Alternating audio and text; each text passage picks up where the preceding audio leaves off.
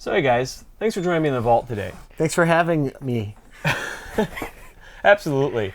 And I'm happy that you can make it here too, Ben. Am I on this camera? You are. Yes, good. So we just put out an issue for for The Legend of Zelda, Skyward Sword. We had a big retrospective. We talked about all of our favorite Zelda games and some memories we had with those. And a big one that everyone's been talking about as far as endings for these Zelda games go is Wind Waker. And I know that it's got a special place in Jeff's heart, and I know we're probably like some of the core fans of the game. I just remember, like, the one thing that stands out for me that entire ending is like putting a sword through Ganon's head.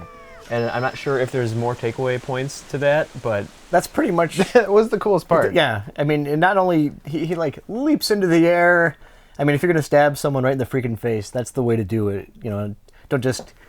You gotta like make a production out of it. Yeah, and then he turns into stone. That's a sweet twirl. Oh yeah, it's ridiculous. that was cool because that reminded me when he turns into stone. It reminded me of just like in like Link to the Past, like the stone that you actually take the sword from. So I like to think like in this world at one point, like a new Link could go and find like this statue of Samurai Ganon with two samurai swords, and get like the Master Sword out of his brain. Mm-hmm.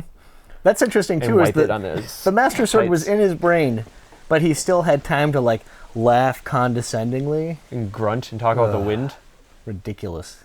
I did like that moment though. Like that was a moment that for the next month, all my friends were talking about and like talking about how cool it was. And there were friends who didn't play Zelda who just like for some reason wanted to watch me play Zelda, but they were like, "Oh, that scene was awesome." I think what else was great it was about very it cinematic.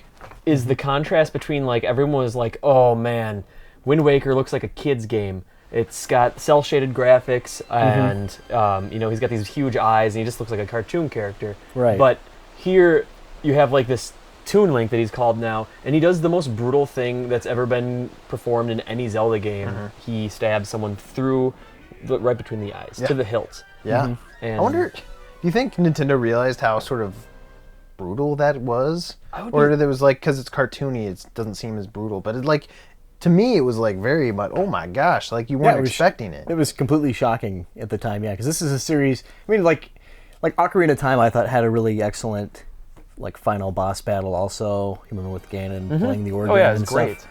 But I think this was like a completely different level. And the cool thing was is that Ganon didn't have like, I don't remember him having like a ton of crazy forms or anything, like turning into some crazy pig beast. So you had to have something memorable. Yeah. And I think that definitely did it. And it's worth mentioning, I guess, that I think it's revealed earlier in the game that your ship is actually the king. But I don't know if you guys have any feelings about like the end. I guess the whole idea of him just like he wants them to have a future, and so like go sail off and find a new world. Don't worry about like this entire kingdom that's flooded.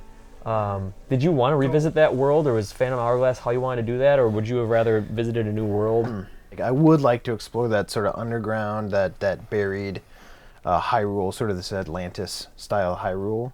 But at the same time, I'm glad they didn't just go like, okay, you've defeated Ganon, and now we're gonna like reset everything, so everything's back to this fairy tale land. It felt more mature, like things happen and like devastation happens, and it actually, there's consequences for that. You can't just hit a reset button. Right. Like so, it was in some ways a more mature story than other Zeldas in the past before that, which I liked. But at the same time, it's like, well, maybe in the future we can revisit some of those old, sort of haunting Hyrules of the past. And Definitely. if you were to revisit that old kingdom, you would have to wear the iron boots. It's true. You have And to I stay underwater. You wouldn't want to mess Oh around my with that. God. No, I think that ending is also really sad too. At the same time, you know what I mean? Like it's kind of like the king has resigned himself to this fate, and I've always liked the endings of, especially like the later installments in the Zelda series, like going back to Ocarina of Time. I just absolutely love that. Just revisiting all the characters and places that you've been to and spoken with, and just kind of seeing how they are in like a montage. I always thought that was really cool, and I think that Wind Waker has a little bit about that, but it's more about like the possibility of what's ahead rather than kind of looking back at where you've been. And I think that kind of that message and feeling of hope is pretty interesting.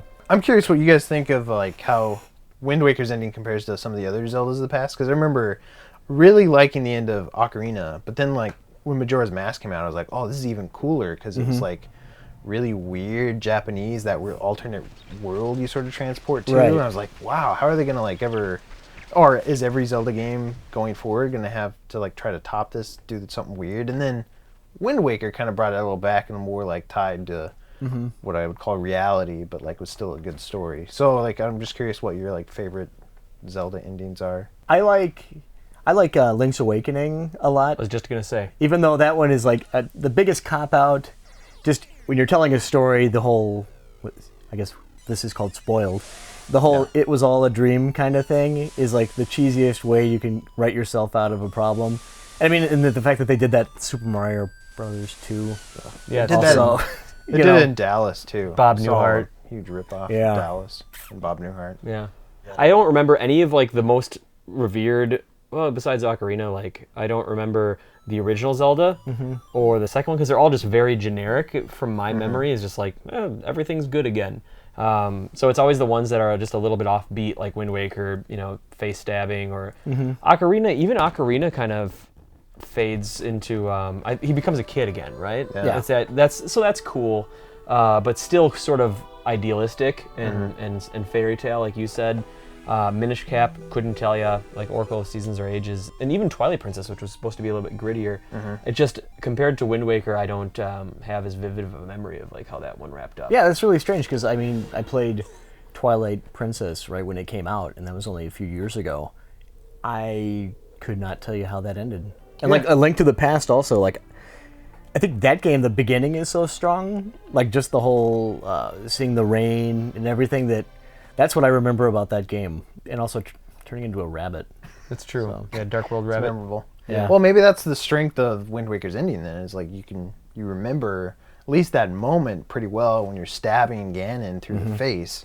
I'm kind of with you. I don't remember Twilight Princess that well. I remember sort of fighting this rotation of bosses. And Ocarina, like I said, I really loved it, but I remember fighting this big version of Ganon, but I don't remember what happened after that. Like, but yeah, Wind Waker is like the end. Like as soon as you're done, like it hits you over the head with that. So Or maybe through the eyes. Hits you through the Yeah, eyes. there you maybe go. the title of Skyward Sword is a reference to every encounter with even the most mundane enemy. Link will jump skyward and plunge his sword deep into the enemy's face. Every enemy dies that way. He's Then not he coming will down with remember the it. sword. He's I'd coming do up it. with the sword Yeah. this time. So I'll the remember Wiimote- everything about that game. Okay. Yeah, a bush. And I know you're really big into music in games. What do you think about like the last kind of blast of orchestral Oh, music the end in credits theme that you used at your wedding. or something like that? Yeah. Oh. It's a good No, I mean like the segue. moment where they're like on their ships and the little gust of wind, you kind of see it from the wind's point of view. Oh yeah. And like the sails fill. No, it was awesome. It's one of Yeah. my favorite video game songs of all time, I'd say, and among like the best soundtracks. And I liked it because everyone wants to hear the main Zelda, overture, Right. but they kind of give you hints of it, but then just give you something else that's equally awesome and something that you can add to the library of songs that you love. Very light piano music, and I'm actually curious because it was at your wedding. He wasn't even joking, right? That was the song. Yeah. Do you not want to talk about that? Should We can talk cut about this? it. Cut. I cut. thought when I wrote it in the Abort. magazine feature that Oh, was okay. like private. Nope, Yeah. I had to bring it up. Okay. But I'm curious, like, why you decided to pick that. It was mostly because it sounded like inoffensive enough to where it doesn't sound video gamey. You know what I mean? Like, and basically we were desperate for a song at that point, and I was really into that game at the time. I was like, yeah, this is kind of a cool song. Good choice. Well, Yeah. it was a good ending. I think we can all agree on that for sure. Yeah, we can agree.